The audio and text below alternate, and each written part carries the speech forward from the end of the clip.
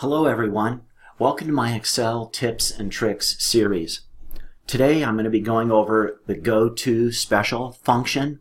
It's really a way to navigate quickly around the spreadsheet. It's got some additional functionality that can help you delineate between Go To formulas, Go To functions, Go To blanks. I'm going to show you a little bit about that functionality here. This is not the entire Go To functionality. Some of the things I don't use a lot. I don't typically use a lot of comments and things like that. However, I'm going to go show you this morning the current region, Go To blanks, Go To constants, and Go To formulas. At any rate, here's my 4-tab workbook. In order to call up the Go To special function, hit F5, and here we have the Go To dialog box. You can actually go to named ranges relatively quickly in here. I don't have any in this workbook, so we don't show any here. That being said, if you click the special button, what you'll see is a number of different things that you can go to. If you just take a moment to look through this dialog box, and you can realize some of the functionality and power around the Go To function. So let me dismiss this dialog box. To go to the current region, there are a couple different ways to do it. The current region in Excel is really the area of contiguous cells around the cell that you've selected. So here you can see I've selected cell E25. I'm in the middle of this area of this mocked up financial statement here. In order to do a Go To special to select the entire region, we'll select F5, special, and then we're going to go current region, hit OK. And what has happened here is all of the contiguous cells are now selected. So it's a very quick way to navigate to select the entire area. You don't have to drag your cursor across it from upper left to lower right. This works very well. Another way to access the current region, if you will, is simply to do Control-Shift-* from wherever you're at in the file. It'll do the same thing. If I were up here, what do we think the current region is? Well, the current region is really just these cells that are touching each other, if you will.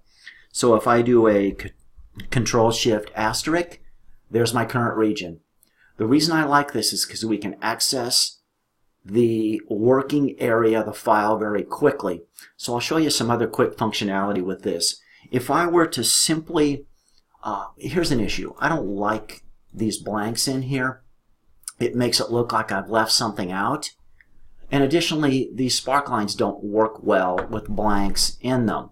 It's not like the Sparkline reflects a 0.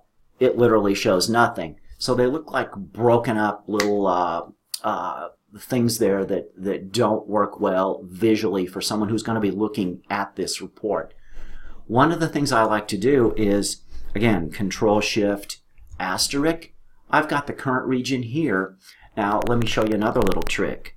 If I call up my Go To, my special, and my blanks, Excel automatically highlights all of the blanks within the selected region. So one thing I can do to clean up this file real quick and close the gaps in those Sparklines is I'll type 0, and then I'll hold down Control and Enter.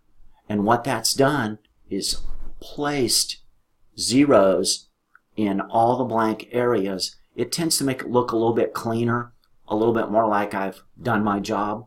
And additionally, you can see over here where it actually works those Sparklines, closes those gaps in them. So that's a function I use a lot. Current region. We just went through current region blanks. There's another function here I'll show you. I've got 4 tabs that are exactly the same. I don't think I need all of them, but at any rate. If I were to select the current region again, now within this current region, a constant is really a number in a cell. It's not a formula. A formula is the opposite. A formula is a calculated amount. A constant is a single number. So if I were working with a large file or a large area that might be thousands of lines long, I need a way to quickly figure out what's a number, what's a formula. I may have entered some numbers in there for rounding or some other things in presentation that maybe I want to take out next month. it's not appropriate this month. So for me to find the constants here, again, I'll select the current region from the body of data here. I'll do an F5. I'll do a go to special. And then from here, we're going to select constants and OK. So here we have where I've typed all the numbers in. This is really great because it also shows my blanks. There's nothing in those blanks. Now, if I were to come back over here to this tab, we know that there's zeros in the blanks. Let's try the same thing again. There we go. Control-Shift asterisk. I've got my current region. Let's do an F5 for a go-to special.